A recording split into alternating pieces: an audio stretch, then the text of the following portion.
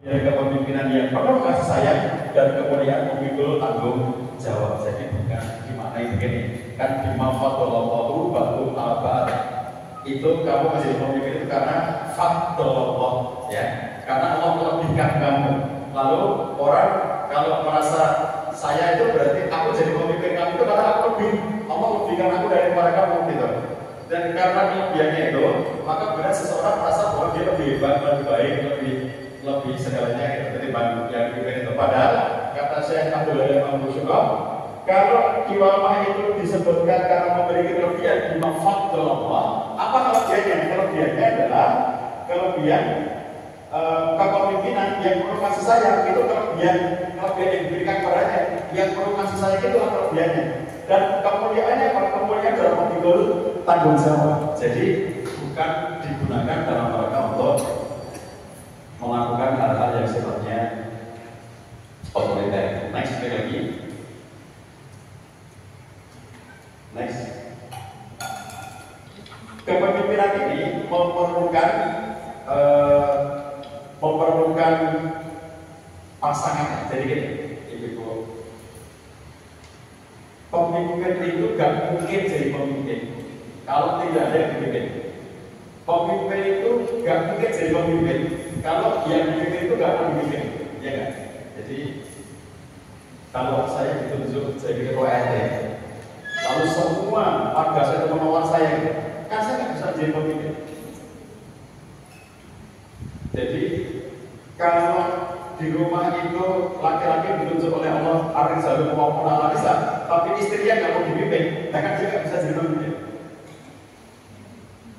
Makanya dalam konteks kepemimpinan ini berlaku hubungan timbal balik antara hubungan kepemimpinan, hubungan dengan hubungan ketaatan, dan dua-duanya itu memerlukan sinergi dari suami dan istri. Jadi kalau suami itu adalah pemimpin yang harus ditaati, maka ada batasan ketaatan, yaitu la ta'ata li makhluqin fi maksiatil khaliq. Itu batasannya. Nabi menyatakan tidak ada ketaatan kepada makhluk di dalam hal yang itu adalah maksiat kepada al-khaliq. Jadi tidak ada ketaatan ya kalau disuruh melakukan kemaksiatan. Jadi kalau ada istri yang disuruh suaminya melakukan sesuatu yang maksiat, maka tidak boleh ditaati, wajib ditolak ya kalau disuruh melakukan kemaksiatan. Di luar konseling itu mungkin kalau ibu soalnya ini sudah bayangin mana mungkin suami itu menyuruh melakukan maksiat itu ya. Nah, kalau dalam konseling kami banyak banget untuk menemukan contoh-contohnya. Sampai yang kering-kering yang kemarin dapat di antara Anda yang mengakses berita sekelompok orang ditangkap polisi karena menjadi penyelenggara, mohon maaf,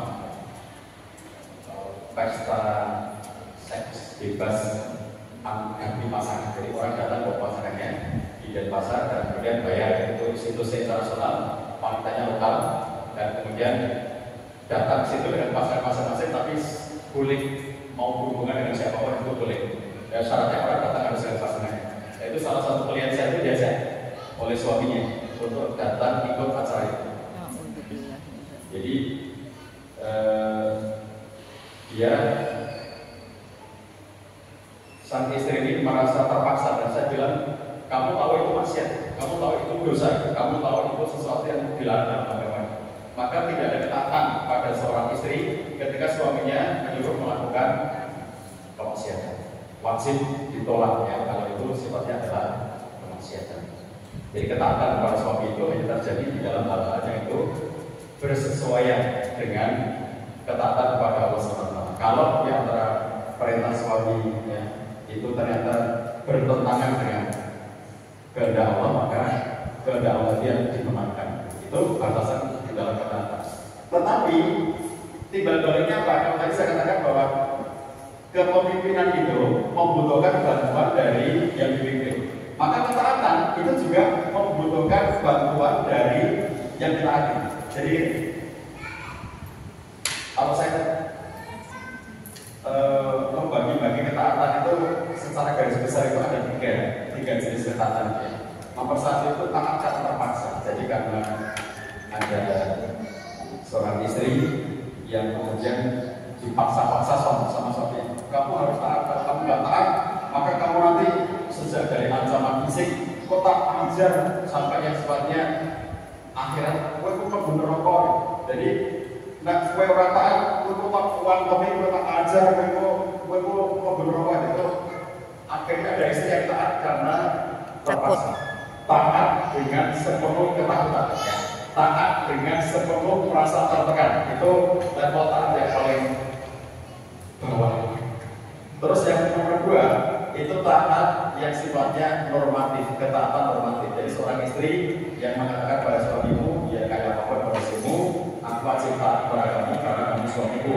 Di dalam agama Islam, istri itu wajib taat kepada suami. Maka kayak apapun kondisimu, aku tetap akan taat kepada kamu. Itu namanya ketaatan normatif.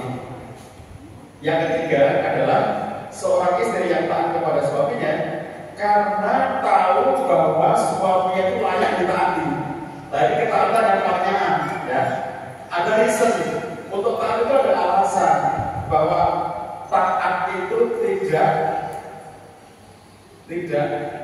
cuma-cuma. Ya. Jadi kenapa aku tak sama kamu? Karena kamu orang baik. Kenapa aku tak sama kamu? Karena kamu tidak dolim. Kenapa aku tak sama kamu? Karena kamu orang yang tak beragama. Kenapa aku tak sama kamu? Karena kamu orang yang tidak kasar, tidak galak, tidak melakukan hal-hal yang